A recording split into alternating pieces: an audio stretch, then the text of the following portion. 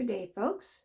This is Sue from Running Dog Art, and I'm just here. This is June 2nd, actually, and it's freezing cold outside, raining, and too foggy to see across the street. So I'm here, and I'm planning on winding some shuttles for my weaving.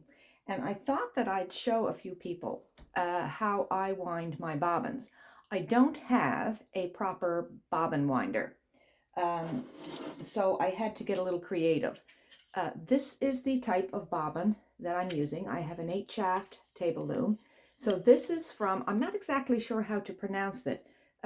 It's from Sweden, and it's a Glimakia maybe, but there's the name.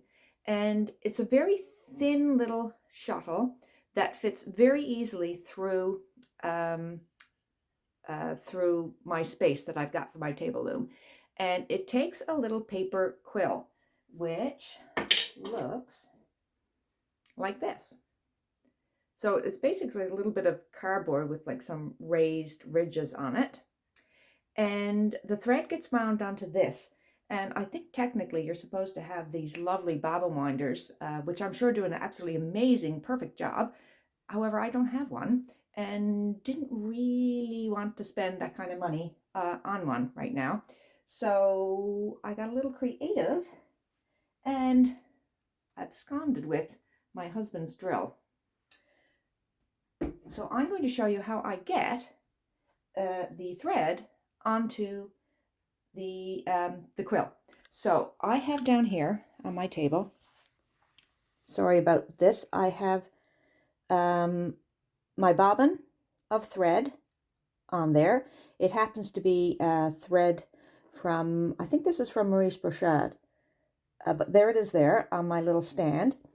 And now I'm going to turn this around this way and set this up because I need my hands for this. So I have my drill. Get this so you can see better. Move that back a bit because this is the part you're going to want to see. So I have a drill bit that I can fit this quill onto. Now it needs to stay in place. So a bit of masking tape, and I just tape it onto the bottom to hold it in place. I fold that over a little bit, and there it is there. I take the end of my thread, wrap it around. Now your drill can go either forwards or backwards, but I know you can't see too well. Okay, there's what I'm doing. I just held it in place so that it will stay put, and I'm just going to put my finger over that. Your drill can go either forwards or backwards. So you'll figure that out when you go to wind it. If the drill is going backwards, it'll just wind the thread off in the opposite direction. Somewhere on your drill, there's going to be a little button that you can turn that will either reverse the direction of the drill going this way or this way. It doesn't matter. You just have to, it's how you attach the thread at the beginning that will make the difference. Okay, here we go. I'm just going to place that, turn the drill on, and see, I got that going the wrong way. All right, let's try again.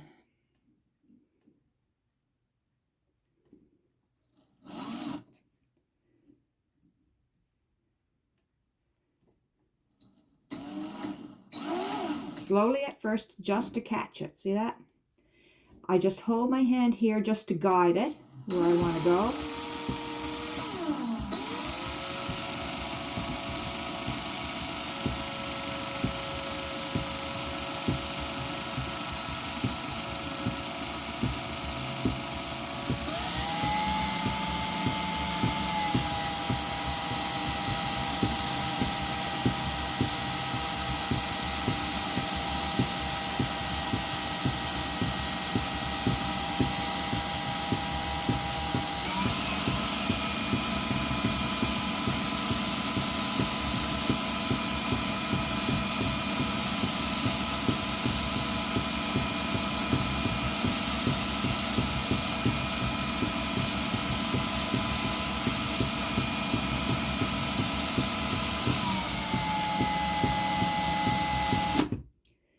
So as I'm going here, you don't need to see me winding the whole thing on, but I'm just kind of guiding this string back and forth from one side to the other, and it will gradually build up a little bit more on the ends. And so if you can, you try not to go over the ends too much, and it will eventually build up in between here. Let me just do a little bit more.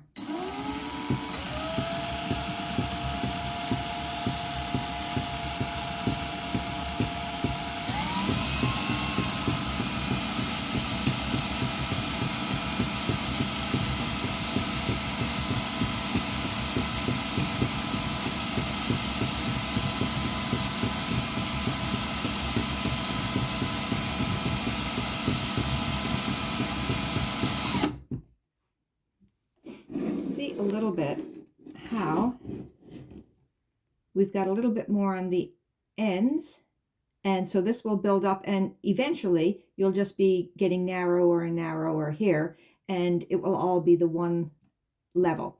And these are fairly shallow, so you do need a few of them, because you don't want it to ride up too much over, because it won't turn inside here if there's too much thread on it. But you'll figure that out as you're doing it. But that's a little idea. It certainly saves doing this. So anyway, I hope that's a little tip for you folks, and enjoy your day. Bye-bye.